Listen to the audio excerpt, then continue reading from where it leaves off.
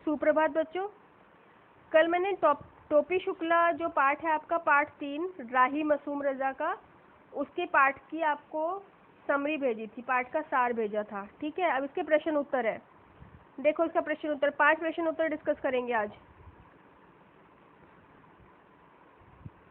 पहला प्रश्न देखो, इफन टोपी शुक्ला कहानी का महत्वपूर्ण हिस्सा किस तरह से है। इंपॉर्टेंट क्वेश्चन है बेटा, ये पांचों के पांचों इंपॉर्टेंट क्वेश्चन है ये।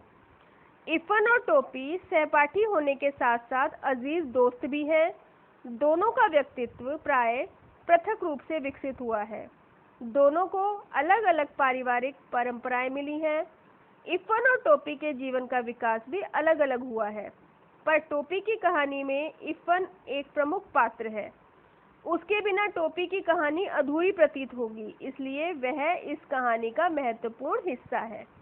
ठीक है, दूसरा क्वेश्चन है, इफन की दादी अपने पीहर क्यों जाना चाहती थी। उत्तर लिखेंगे, इफन की दादी एक जमींदार की बेटी थी। उनका विवाह लखनऊ शहर में एक मौलवी के साथ हुआ था। यहाँ आकर वह अपनी शान और शौकत से महरूम यानी अलग हो गई थी। गांव का जीवन उन्हें अधिक अच्छा लगता था। घी पिलाई हुई काली हंडिया में असामियों के घर से आई दही उन्हें पीहर यानी माँ के घर की ओर खींचती थी, क्योंकि उन्हें यहाँ पर दही खाने को नहीं मिलती थी। घर के आंगन में दशहरी आम का पेड़ दादी ने रोपा था मतलब लगाया था, जिसके मीठे फल उन्हें आकर्षित करते थे।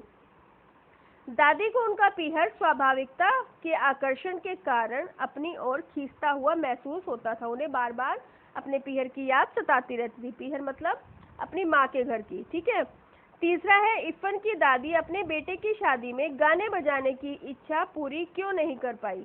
उत्तर लिखेंगे, इफन की दादी अपने बेटे की शादी में गाना बजाना चाहती थी। उन्होंने अपने गांव में हिंदू परिवारों की शादी विवाह के अवसर पर गाने बजाने की परंपरा को देखा था। यह गाना बजाना धार्मिक महत्व से अधिक आंतरिक उल्लास का प्रतीक था। दादी ने भी अपने बेटे की शादी में इस परंपरा को अपनाना चाहा, परंतु पति ने मना कर दिया। मौलवी के घर भला गाना बजाना कैसे संभव था। दादी की इच्छा पूरी नहीं हुई और वह अपना दिल दुखाकर रह गई, मतलब वो अपनी इच्छा को पूरी नहीं कर पाई।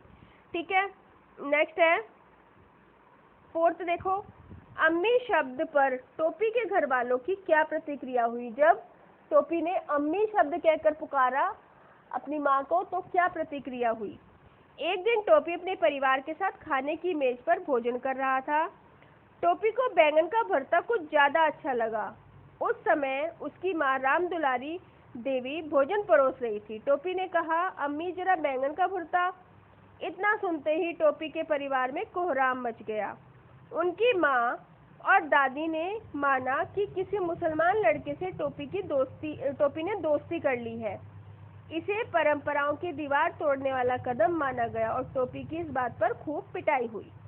ठीक है, नेक्स्ट है, 10 अक्टूबर सन 1945 का दिन टोपी के जीवन में क्या महत्व रखता है। क्या हुआ था 10 अक्टूबर सन 1945 को।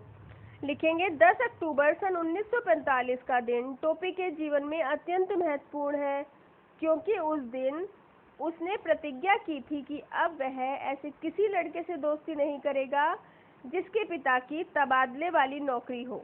वास्तव में टोपी को ऐसा लगता था कि उसे उसके घर वाले प्यार नहीं करते, इसलिए अपने जीवन के इस अधूरेपन को उसने इफन और उसकी दादी से पूरा किया। लेकिन अब तबादला हो जाने के कारण इफन का परिवार मुरादाबाद चला गया था, जिसके कारण टोपी बहुत अकेला महसूस कर रहा था।